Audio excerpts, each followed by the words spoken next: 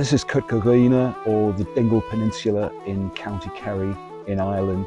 As well as being a strikingly beautiful area, it's also one of the strongholds of the Irish language, or Gaeltacht.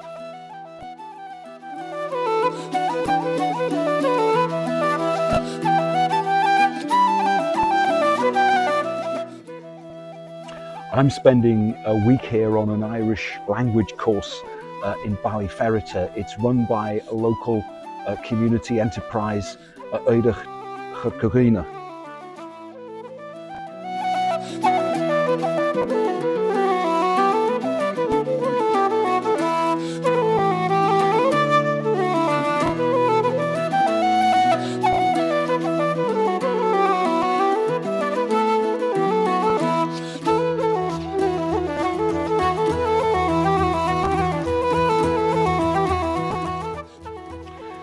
During this week in August, the whole area is teeming with people who love the Irish language and culture.